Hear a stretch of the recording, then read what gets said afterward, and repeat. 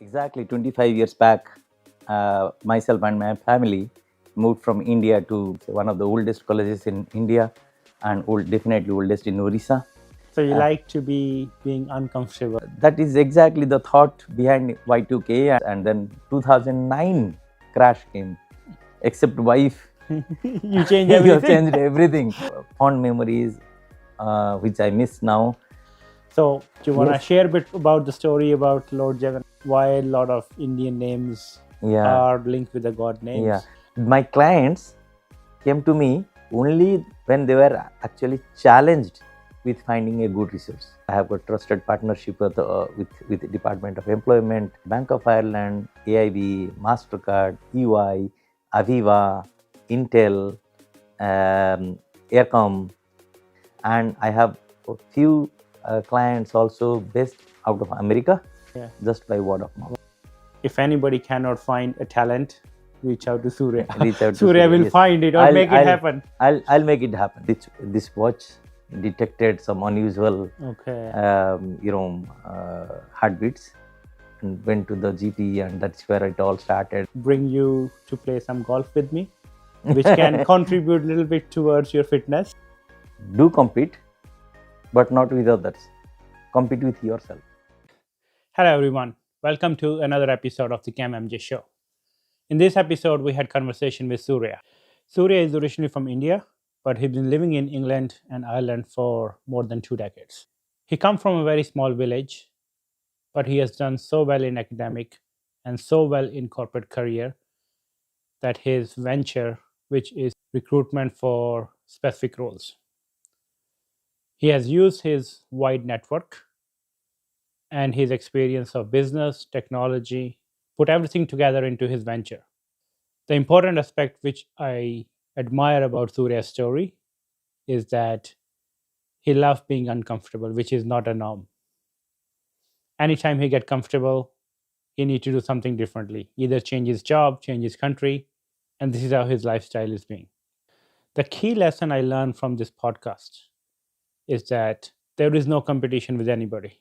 Surya believes that you can be a better version of yourself, so you are competing with you every day.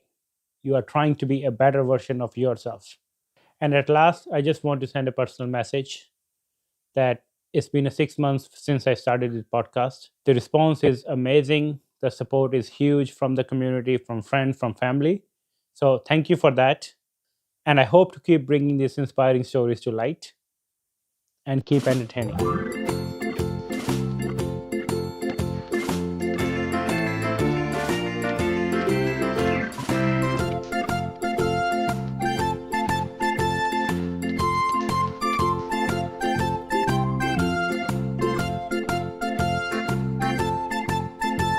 Hi, Surya. Hello, Kamil. How are you? I am good. How are you today? I'm great, and it's such a pleasure to meet you here today. Great. And I welcome you to the CamMJ Show. And I'm looking forward to the conversation and your story, which is full of, I would say, the experiences. You have tons of experience, and I'm looking forward to learning from it and also sharing the story with our audience very soon. Sounds great to me, and likewise, I'm also looking forward to the conversation, interesting interactions with you, and spend a good bit of time with you, to even myself also to learn a lot from yourself. So, Great. We get the Yes. conversation started? Yes, absolutely. Great. So, Surya, you've been here in Ireland for a while, but your journey didn't start in Ireland. You were in the UK before and you are from India. So, how about we start your story from India? Okay, so it's exactly 25 years back, myself and my family moved from India to Scotland, and then to Northern Ireland, and then to Ireland. So in the meantime, 25 years have gone, and we just don't feel it that way, because we have been feeling so friendly, so homely in this part of the world, that we have our roots still attached to India, but this is our home now. Ireland is my home now. So I come from a state called Orissa in India. That was 1965 when I was born. Okay. So next year it'll be my 60. I am born to a middle class family, and my parents are usual conservative family. You can imagine 60 years back how it was like in India. So my father had some education, and my mother has very little education.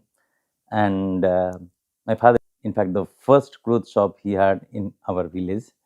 That is how he is renowned in my village and nearby areas quite well, because he being the first clothes shop and then one of the oldest businessmen in the area. And my mother used to be a housemaker. And we are four brothers, including me. And then I have one sister, elder sister. I had education, as I said, I'm from a village, so limited type level of education was available, limited number of schools. So I had the education at my village, primary education particularly. My father, being those days as a businessman, he always wanted the business to continue. He never appreciated that, okay, education can take people far, because that was that kind of time. So he was actually insisting for us to join his business and grow that further, like any other parents would do. Then he soon realized that my teachers, my relatives, everybody who knew me from the academics, they were like giving good feedback to my parents, my father. So he realized that, okay, Surya is doing very well in studies. Let us allow him to excel in that career, and let us give the freedom to him. So that is how I was lucky to get the freedom from my parents. So I grew up in the village. Then for my plus two, or which is secondary level, I was allowed to go out of the house to study in Ravensa College. I don't know if you heard about it. It's one of the oldest colleges in India, and definitely oldest in Orissa. Very big college now. It's called Ravensa University in Cuttack. Cuttack is one of the big cities in Odisha. Then I completed my plus two level, and then I excelled again in the JEE exams, joint entrance examinations for the engineering colleges, and I scored quite well. So I got a seat in NIT Rourkela. Again, the top branch that used to be mechanical engineering those days. Nowadays, people talk about computer science, electronics, and whatnot, all fancy things. But basic roots are in mechanical engineering, and I got in there admission, and I completed that. I graduated in 1988, and I got a offer from Nalco, and joined there. But I was like, from the beginning, I didn't settle for things. I always wanted more. That's like me, even now. So what's happened is that when I get into something and go to the comfort level and become comfortable with that, I think of changing it, moving out, getting into something different, something new. So that's exactly happened. Even now it's happening. I'll come to those things. So you like to be being uncomfortable. Yes, That is your I like comfort to zone. be exactly, absolutely. You got it right words. So I try to expand my comfort zone all the time. That is how what I am today from those days. So, and that is how I was. I think I mentioned you earlier. In my 35 plus years of career, I have moved 25 companies in India, in England, and in Ireland. Together 25 different companies, and for last nearly 7 years I'm full time on my business. Again, different dimensions to the business happening every so often, and I'm comfortable dealing with those, accepting those, acknowledging those, and going ahead with those opportunities and challenges. After working for Nalco for about a year, I moved to Mumbai for a engineering consultancy company. Straight from engineering to I went to engineering consultancy. Then soon after that, I got into management consultancy in Mumbai. Then soon after that, I got into market research, techno-economic feasibility studies, and things like that. And then I studied CFA, Chartered Financial Analyst, in early 90s. That was the CFA degree was introduced in India, I think in 1992. I got enrolled in 1993 and completed within 4 years in 97. And then at one point in Mumbai, I switched to IT from engineering, management consultancy, and all that kind of stuff. I changed my career to software technology. That was just before year 2000. Y2K thing came up, and that was a kind of a revolution for Indian. Let's talk a little bit about Y2K, because I think a lot of the new generation do not understand Y2K. It was a big thing. It was absolutely. Everybody was thinking, the whole internet is going to go down. So let's talk a little bit about Y2K. Yeah. So that is exactly the thought behind Y2K, and that kind of revolutionized Indian IT industry. All the big companies that we're talking about, like Wipro, Infosys, TCS, Mahindra British Telecom, all those big companies, they became giants within that period of time. That was a real boom. So Y2K stands for year 2000. Okay, and year 2000 being divisible by 4, but it's a 100th year, so it is not a leap year. Okay, so after the computers are introduced, that was the first time the whole human society in the world came into a situation where they're saying, okay, it's supposed to be a leap year, but it's not a leap year because it's a 100th year. And that would probably bring down all the software, because all the systems, integrated systems into those days, into say washing machines or whatever way TVs we used or any gadgets we used that has got a chip and some programming, that would crash. So that was the fear. And then everybody started to amend that software to become upgraded and to become Y2K proof, so that they can survive the market and they can have an edge over their competitors. So that was the kind of race in the software industry going on, and India became the preferred choice for all those American companies, European companies. So that is how all the big IT companies got loads of business, and that changed India's IT landscape. That changed aspiration for IT for the people. A lot of people came, non-IT people wanted to be in IT, which is actually it's a good change. Regardless of the impact of Y2K, the good side of the thing was that India is now globally renowned. That was probably started with this Y2K thing, Y2K fear. I think it was more a fear, and more, I would say, the rumors around the impact, and nobody know what's going to happen when the clock will hit 2000. Exactly. And everybody was assuming that this will break or the chips will fall and all that part. But I think luckily nothing happened to that kind of extent, but there was a fear of unknown, that what will happen when the clock will hit 2000. Exactly. So that the uncertainty factor played into everybody's mind, and nobody wanted to take a risk. Everybody wanted to play safe. But after that, people realized that, oh, okay, it didn't play impact as much it was expected to be. So anyways, good things happened out of it. A lot of opportunity for people like me. I was in the engineering industry for 10 years by that time, but I got a chance to switch to IT. I made my career. It allowed me to move from India to England to Scotland to start with in 1999. Actually, I moved from India to Glasgow, and after about a year working for British Telecom, I moved to Belfast, worked for British Telecom in Belfast, continued in Belfast for a good few years, and then 2009 crash came, where the financial crash. Again, a lot of job losses and things like that. I had a unrest time around that time. I was, to be honest, I was also jobless for a certain period of time, but luckily I again survived, and survived with a big bang. Like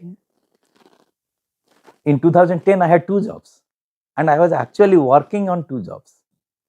I was like, on weekends, I was working on one IT technology company job, and in weekdays, I was working for another company. So that came as a blessing in disguise.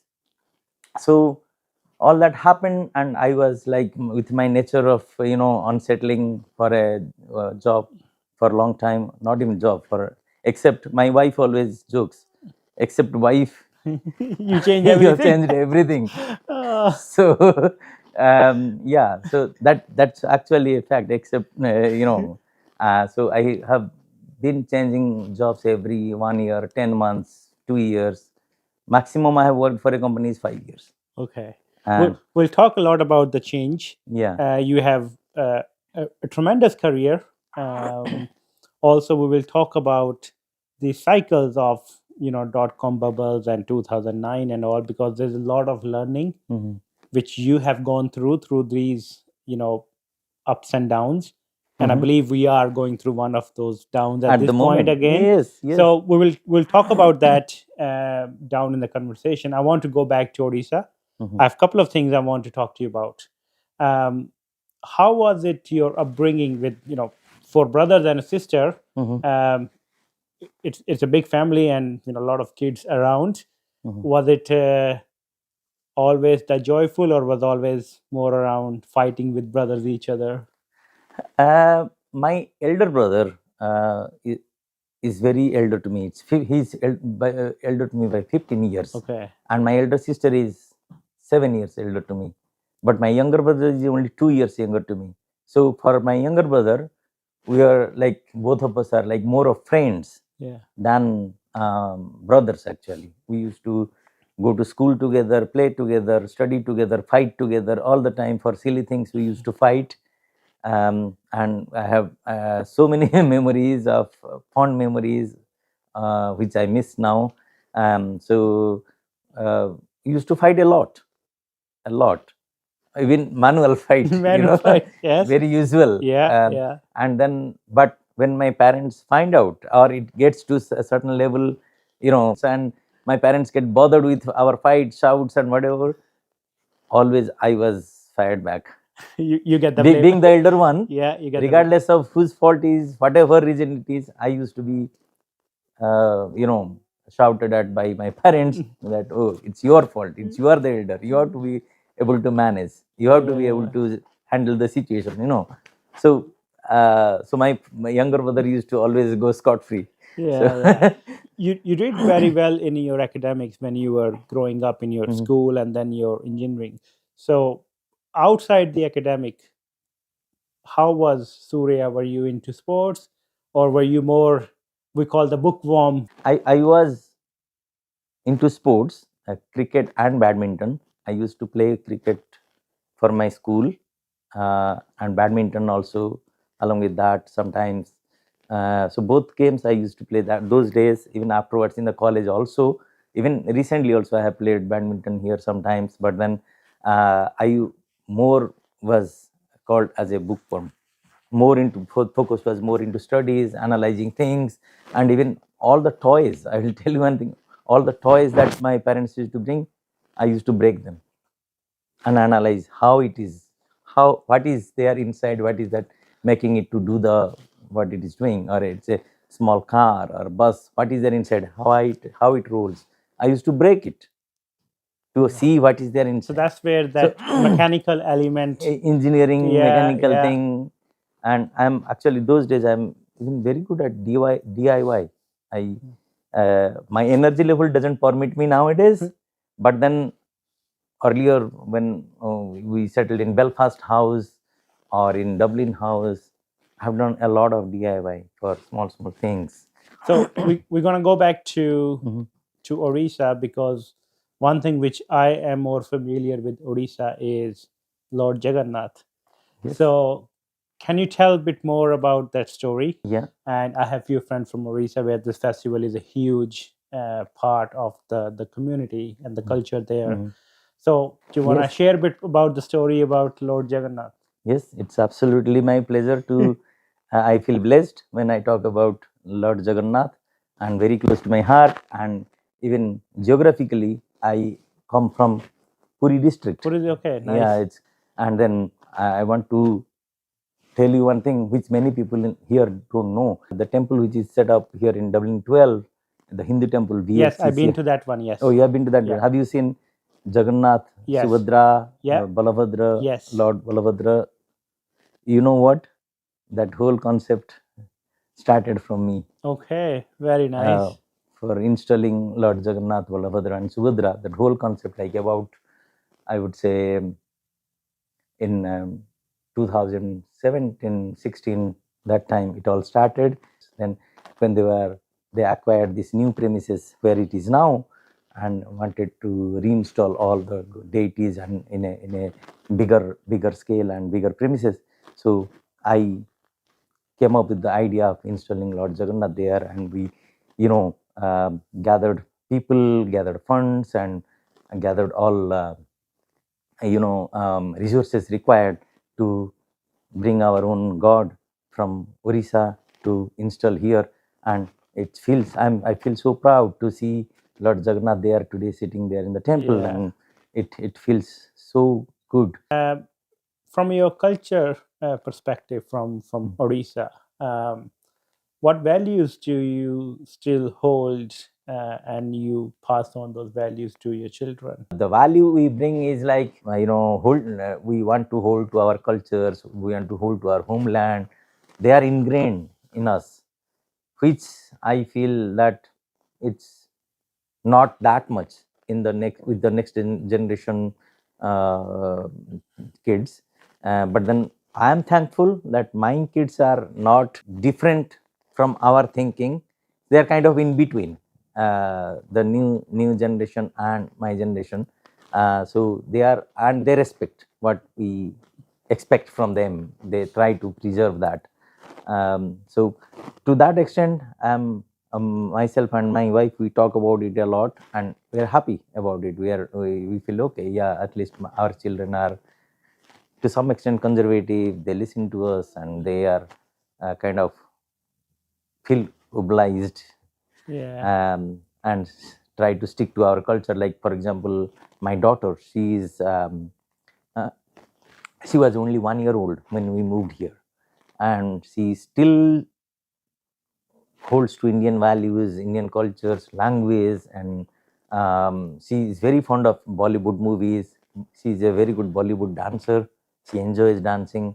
My son has become slightly different because he moved out of our house uh, for about 12 years now. Ever since we left Belfast, he went to England, mainland, for studies. He studied aerospace engineering, and after that he's worked there, settled there, got married actually 2-3 months back. But still he is very closely attached to us and holds some of the values. He can speak Odia, our mother tongue. He can speak Hindi and Odia. But my daughter, she understands everything, all colloquial languages, anything in Odia if we speak, anything in Hindi we speak, she understands. But she kind of little hesitant to talk because she was so young when we moved here. But my son even speaks Odia, speaks Hindi. Yeah. So yeah. Absolutely. Yeah. So let's move on to the routes, which is tons of experience, Surya. But before we move to routes, the name Surya, what it means? Surya means sun in the sky, and according to Hindu culture, sun is uh, Surya is revered as the god, because we get a lot of energy, our life sources and everything. So like Hindu culture, anything that gives energy, anything that gives power, anything that gives good thought, anything that gives fear is a god. Okay, so no, undoubtedly sun we call Surya Dev, or sun god, Yeah. is God's name. And all my brothers and my sister also have got God's names. Okay. Those days it was like my parents and their generation used to think that okay, if we have our children on the God's names, we, whenever we interact with them, call them by name, we are actually chanting God's name, and directly or indirectly we are forced to take God's name. Yeah. We normally, unless we are forced, we don't go to the Yeah. temple. Unless we are forced, we don't take God's name. That's human behavior. Yeah. No, that's So very, very good thought process yeah, there. Yes. yeah. So many people in India hold on to the thought that okay, if we give our kids name to gods, that will directly or indirectly help us, and my parents are no exception. Yeah. That is how I got a name, That's a Surya. very, very good concept. You clear why a lot of Indian names Yeah, are linked with the god names. yeah, Let's move to the routes. So you moved after working in Mumbai. You moved to Scotland, correct. correct? In Mumbai, I was there for about nearly 7-8 years. 7 8 years. Mhm. Okay, and you were married by that time when you moved to Scotland. Yes. Yes. Okay, so you moved to Scotland and then you moved to Belfast with the same company. How was working around that time, especially being in England and Northern Ireland? How was working environment or working culture that time? Yes, here working culture is definitely very different. The way people work here is like more organized, more structured. In India, to some extent, we miss it. That is how probably we in India back home we end up working long hours and whatever, and the risks are not managed properly or not envisaged properly. Probably in India we don't manage the risks well, but here that comes with more structured way in the good organizations. That's one thing, that difference I saw. But another very peculiar thing I went through when I landed in Scotland is like the Scottish accent is very difficult to comprehend. And straight from India, straight from, I was like not a English educated person right from my KG. I started opportunity to learn English, study English only when I was in class 6. Yeah. Class 6 means what? 10-year-old. Yeah. Until then, I was speaking, learning only Odia. So, coming from that kind of background and coming from a village, obviously, I was not very comfortable with English those days. Obviously, I picked up a lot better when I went to the college and things like that, and then Mumbai and all, working in the corporate world. I picked more than from the school days. The knack of English speaking, writing, I was okay, but speaking was always, there was a kind of, oh, we're speaking in a foreign language. That kind of thought was always there. Yeah. So English was not coming naturally those times, and I landed in Scotland and it's English, but very, very different accent. Yeah. So in the meetings and all, I used to have terrible times.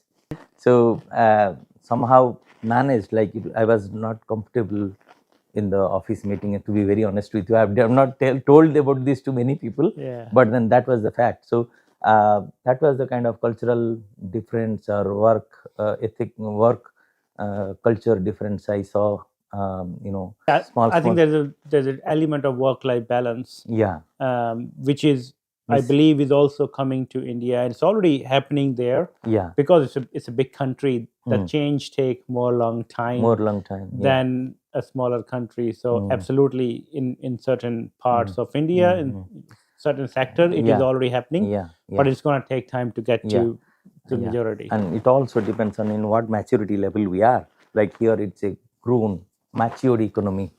Yeah. In India, it's a Still growing economy still, or probably it is matured at few places, few areas, but then still, last 20-25 years is a kind of a not reached the maturity, that kind of level. So a lot of hodgepodge happens when you are not matured. Yes. Uh, Yes. So you moved to Belfast with your same company, British Telecom. Mhm. What made you to move to Ireland? 2009, I was in Belfast, troubles, um, good few jobs cut, financial crunch, and my nature of changing jobs, not settling for a long time in any job. All that happened, and then I actually, something that I should have realized sooner, but I realized only that time, that Dublin, not far from Belfast, has got tremendous opportunity for jobs, tremendous opportunity for technology, ours people, um, because it has got so many companies. It's a kind of a Silicon Valley. All American top companies, top 1,000, out of top 1,000 companies, some 800 companies or 850 companies are having some kind of establishment in Dublin. So kind of whole America's replication is here, Yeah. which I don't know why it took so long for me to understand this, but I did understand in 2011, 10 actually, 10. In 10, I started working for a company here in Dublin. That time I was totally commuting from Belfast to Dublin every day. That was the kind of opportunity in disguise for me to make a transition or move from Belfast to Dublin. When I started working in Dublin, I realized there are so much of opportunities and so many companies for technology and all. And thankfully, I got my uh, when I decided to move that time in 2011, I got a very good offer from Bank of Ireland.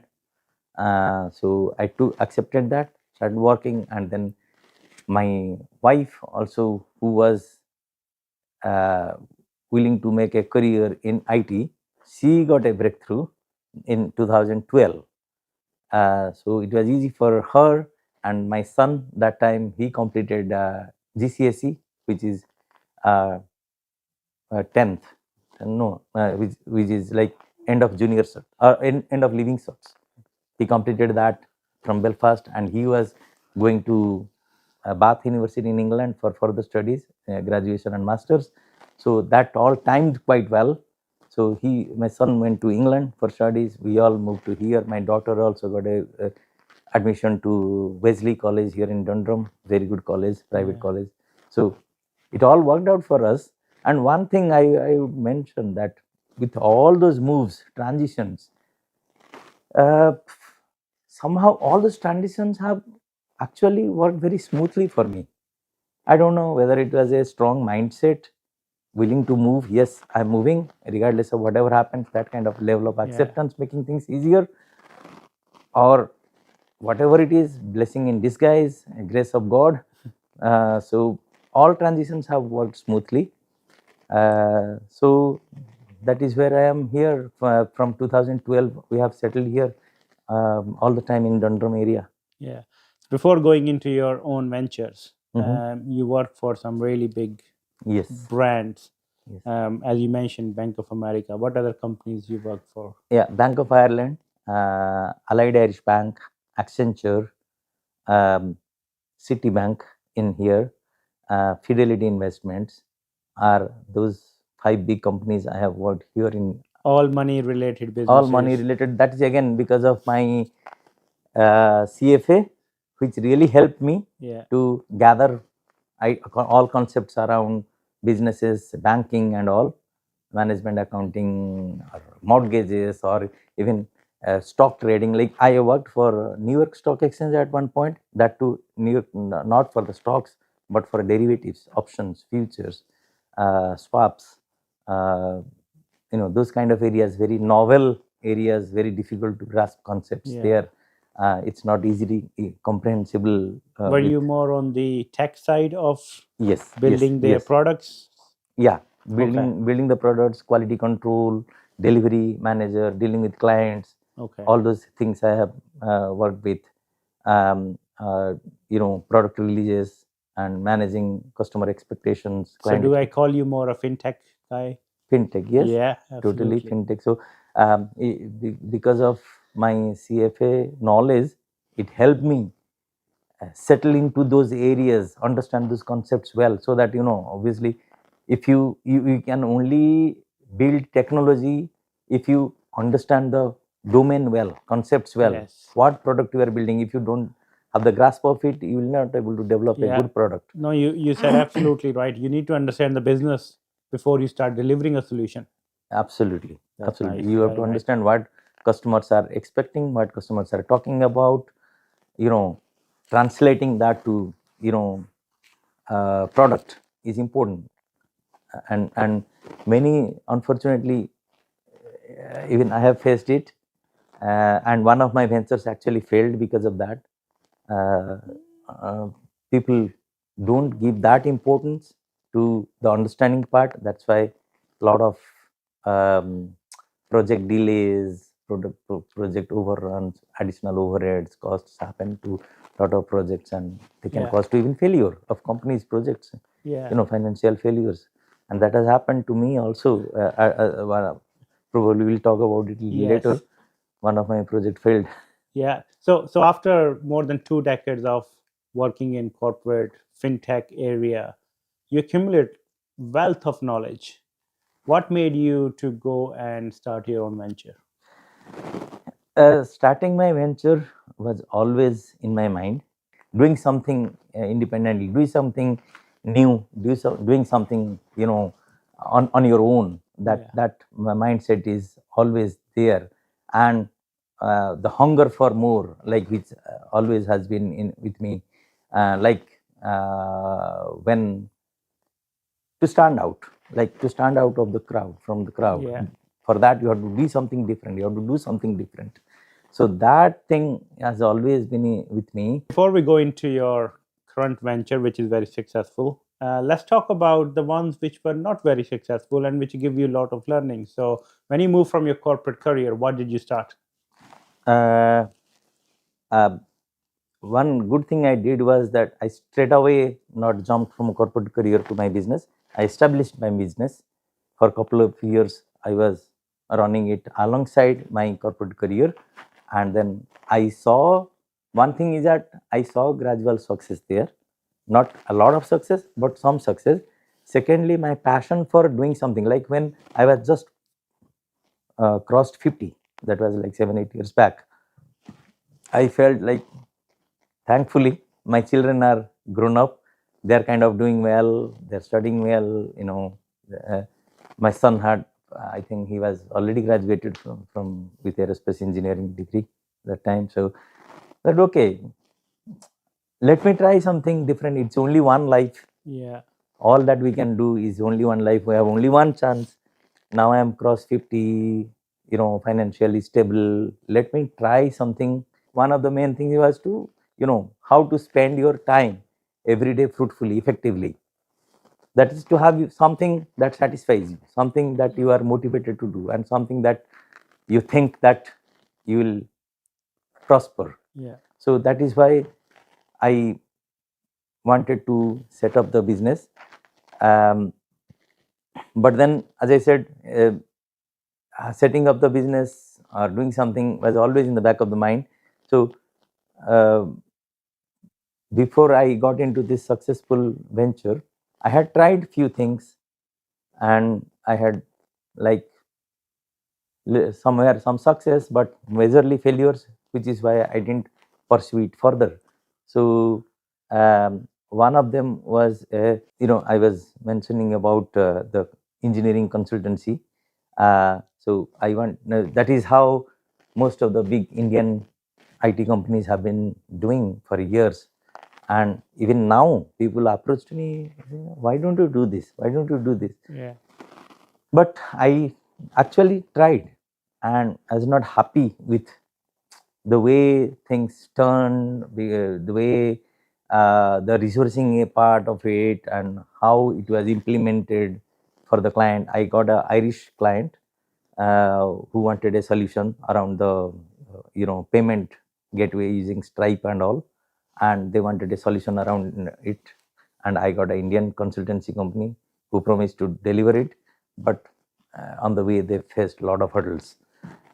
So that kind of discouraged me in continuing further. After, with a lot of difficulties, we delivered the project, but then that kind of prompted me to stay Yeah. away from it. And uh, that was one I didn't pursue further. And another one was a herbal product, which is very different from, it's a herbal trading kind of a retail kind of a Yeah. business. The purpose was, okay, the motivation came from my own observation of the product. Because I used to read a lot about health stuff, like what brings good health, what are the good ingredients that we should Yeah. use. So naturally, haldi, turmeric, came in as one of the first things. Then black pepper, Yeah. then cloves, then ashwagandha, and then high fiber products and tulsi, all those things came up. So what I did, I started making a drink, morning drink of my own for Okay. my sake. What I did was I added all those ingredients with coffee powder, dark chocolate powder, and I prepared a box which would last for me if I take 1 or 2 spoons of it Yeah. every morning with just mixing it with hot water. That would last for about a month. I prepared one box and use that. Something And like a healthy energy drink or healthy energy yeah, drink, yeah, morning, to keep you active during the yeah, most part of the day or whole day, to avoid crashes and all that kind of thing during the day. So it actually worked.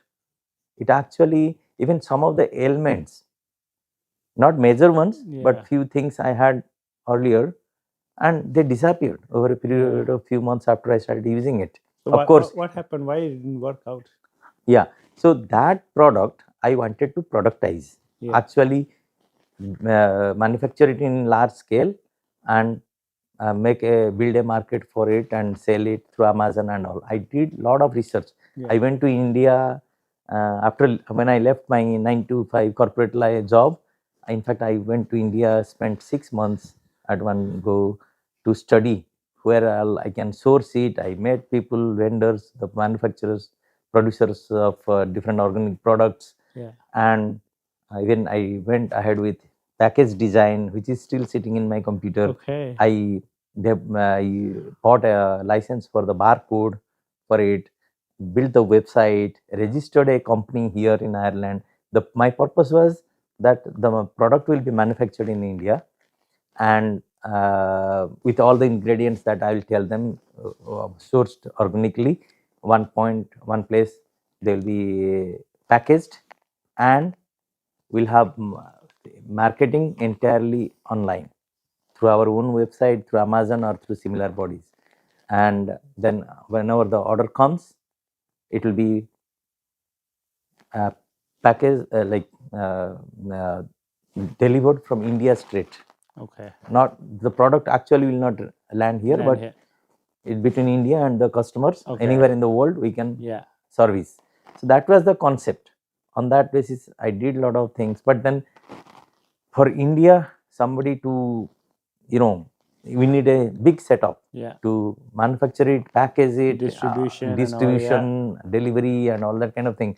So I faced practical challenges there because while I was working on that, I also at the same time started working on my current project. Uh, Between the two, I felt that this is more promising. This is more Yeah. service oriented, not physical movement of goods are involved. And whereas in the herbal product, a lot of coordination is required, big team, you know, big setup, manufacturing setup, Yeah. and commitments, timely commitments. Somebody has placed the order, you have to deliver within certain time. A lot of SLAs and things like that. It's a great thing to do. In fact, now the afterthought after COVID is that like such products during pandemic, they like went crazy. Yeah. The health products, they were all selling very well. So, and this all concept came in 2017-18. I was doing all this. So if I had actually established that, that would have really taken a good pickup during pandemic. But then that didn't happen. I somewhere I lost the interest and motivation for that, and then focused on my current business, which kind of picked up Yeah. well to make me happy. So content. But now even I'm ready. If somebody is interested in Yes. that product, they can still do it. Yeah. Just that I didn't have that capability or resources available that time to take it Yes. forward. No, I hear you loud and clear because I have faced similar challenges where a logistically challenge Mhm, product and services mhm, require a lot of resources, a lot of hands-on, whereas the one you said is less logistically challenged. You have a lot more control. mhm, Is more likely where you can put more effort into, because you have more control in your hands. Yeah, yeah. If I talk about the podcast, it's a very light logistics Mm-hmm. uh, project for me. I can control 95% of it. Yeah. Where if I talk about the herbal business, you have to rely on a lot of different parties, a lot of people around the world to make things happen. Mm-hmm. So absolutely, but I think you pick on very important thing, which I think important for people to understand when they are exploring their ideas. They need to understand how is it to run that. It's not about starting it; it's about running it. Running. Running also require a lot more work, a lot more experience, a lot more engagement, financially, people resources, and so on. So that also need to be evaluated when exploring an idea of where can we go with that. Yeah, yeah. So let's talk about the gem, your current business. What's the name? Yeah, the current business is Softest Consulting Services Limited. Okay. So before you ask me why the name Softest, it's actually a combination of two words: software testing. Softest. I just Okay. combined them to Softest, and because after about working for nearly 20 years in the IT, 20 years in IT, I was towards the end of my career, I was mostly doing software quality assurance, automation testing, and leading the teams, and building automation projects for software testing, delivery, and all. So automation pipelines over the CI/CD, those kind of things I was doing. So I thought, okay, let me start the resourcing, recruitment, and placement services business in that area. And I got some contacts also that time from some of the, due to my previous engagement with local companies. I got some contacts, connections, and started in a very small scale. Okay. And that time, that was I think 2018. Again, that was the time when I got about 50 year, and I was trying quite a few things, where to settle, where to do, and what not. So I got good clicks there, working out few connections, contacts, and that slowly picked up. But even that point, I didn't expect, or I didn't realize that I would be one day where I am today. And okay, it's going, it will go on. But you had a really good important there thing, Surya. You work with a lot of clients, right? You build a huge network, which you did not, I won't say value, but you didn't recognize the potential of that network when you were inside the network. But when you step out, you see, okay, I have a huge network. There is a common problem of resources in that network. And that's where you think, 1 and 1 can make an 11 for me here. And that's where your soft test comes and play a role. Yes. And here I would like to mention one thing. My company is actually a specialized, a boutique kind of company. It's not like a general recruitment company in technology. My clients came to me only when they were actually challenged with finding a good resource. Because I worked in different areas of business and technology so much, I understood the requirements, the job descriptions. Some of them are very tricky. Some of them are asking for very niche skills, very specific skills, which most of the recruiters didn't understand. So they were not able to provide good candidates. So their candidates were failing because they didn't have those basics. But whereas it was easy for me to understand what actually involves in this job. Because you understand the business, you understand the technology, and you can put those things together. So Softest is a specialized technology recruitment company. Okay. And my company doesn't hire like general project managers, for example. My company hires automation engineers having skills in say ETL, data, or business intelligence, or some specific areas, Tableau or this or that. That kind of kind of niche is attached to it, which is why my company, because of my understanding, because of talking to candidates and doing a pre-selection round of interviews with them, I could capture, okay, this guy is having that kind of skill or not, which is not easy for others to do. And that is where my varied experience came as invaluable. Yeah. Yeah. So my clients know me that way. Yes. So those kind of things, like when uh, they don't get good candidates, they come to me. But then challenges are that some of the candidates for some skills we couldn't even find in here. Yeah. Non-existent. They're either there in the UK or in India, but not here. So that is where I help people even to move from India to here to fill Okay. that So skill do gap. some sort of a relocation element. As well. Relocation, I helped with that, and That's good. at the moment I have got trusted partnership with the Department of Employment, Okay. due to which I am able to facilitate sponsorship and their relocation to here, and quite a few people have been successful with that side of the business also for me. And Surya, what kind of clients do you have at the moment? Without naming them, just sort of what Yeah, domains you fit into.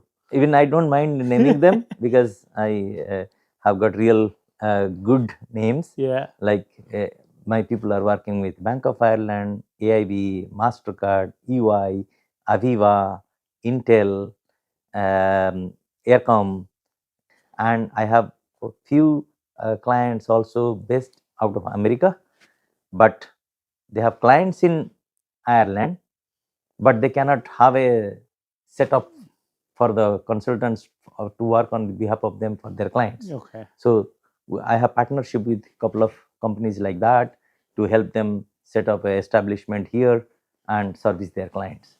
So that gap also I am feeling. So they're all kind of very niche. Not all tech recruitment companies do those things. Okay. And then I have, again, many of these areas of business were not planned, but as I went into it, I found the niche areas, I found the contacts, connections, requests. Then, being a small company, flexible, we tailored around the requirements from our clients, and we were able to provide the services.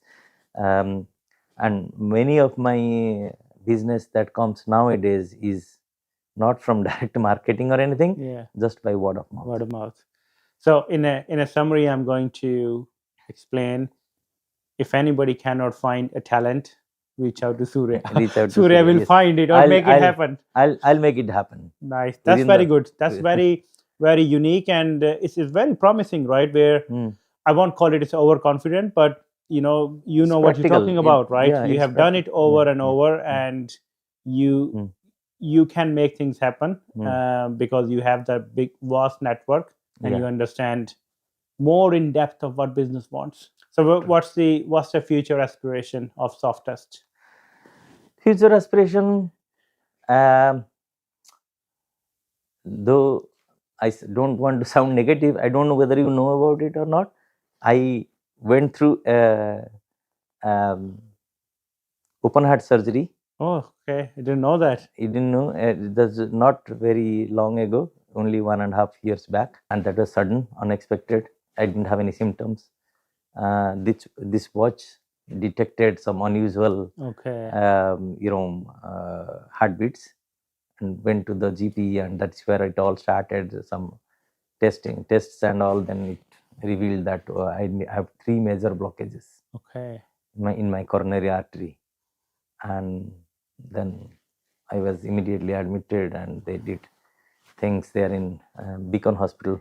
So I went through that. So after that, and as I am also approaching 60, with all that, I am trying to, step out of my business, so not trying to grow it like as a not like with full of zeal. I have the zeal, Yeah. but my object is different. I want to, even apart from business, yes, I have seen, got so much of experience, seen the life, and I want to take the things easy also, not Yes. like a horse No, race all the absolutely. time. Especially you need to focus on the health. Yes. Especially at the time where you have gone through, very important surgery. So you need to make sure health comes first. Yes. Absolutely. So I'm trying to slow down. That is the reason I was mentioning that only businesses I'm taking is the which is coming word of mouth, not actively going up and all. So whatever in the remit, in that without too much of pressure, is workable. Yeah. I'm trying to execute it. One thing I can help you, Surya, is bring you to play some golf with me, which can contribute a little bit towards your fitness. Yeah. So absolutely, and go out and get some fresh air. Definitely, I'm very much open to it, and that's one other thing I want to talk about afterwards. I want to ask you a question about, you have seen lots of ups and downs, Yeah. right? The Mhm. 2001, the 2009. Mhm. What's your perspective, and how did you overcome those challenges over and over? And now I think we are going through another one. Mhm. Call the crisis, call financial crisis, whatever crisis that, right? You have seen a lot. Mhm. What is your view, and how would somebody come out of those crises?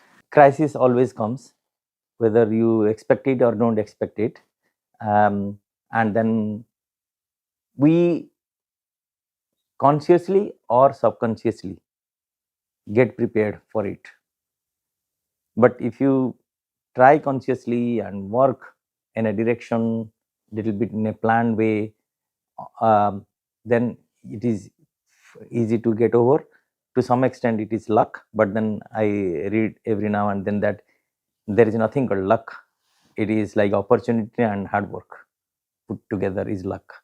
So yeah, and also opportunity doesn't always come knocking your door. You have to go and grab the opportunity.